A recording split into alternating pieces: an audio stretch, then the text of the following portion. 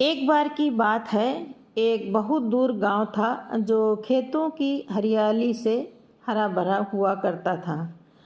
वहाँ पर एक बहुत ज्ञानी संत रहता था। उसकी शांति और ज्ञान को देखकर उसकी सलाह लेने लोग आते थे।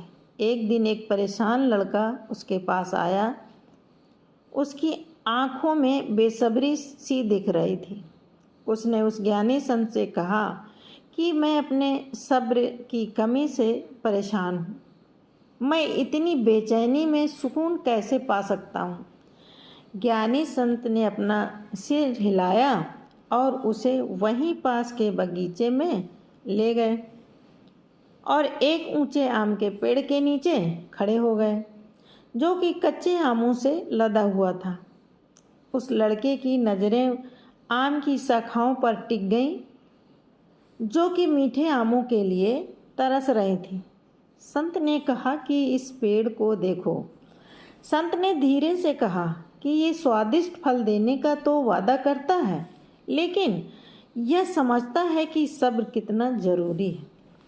जवान लड़के के चेहरे पर उलझन की एक झलक दिखाई दी, लेकिन उसने ध्यान से सुना। संत ने कहा, पास आओ, और उसके हाथ में एक कच्चे आम को दे दिया जो जमीन पर गिरा पड़ा था।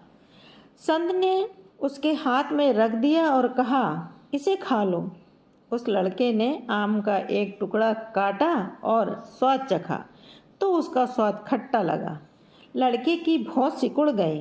तो संत ने कहा कि देखो, पेड़ सब्र से इंतजार करता है ताकि आम पक जाए, क्योंकि यह जानता है कि असली मिठास तो समय के साथ ही आती है। अगर यह जल्दबाजी करेगा तो स्वाद खराब और असंतोषजनक होगा।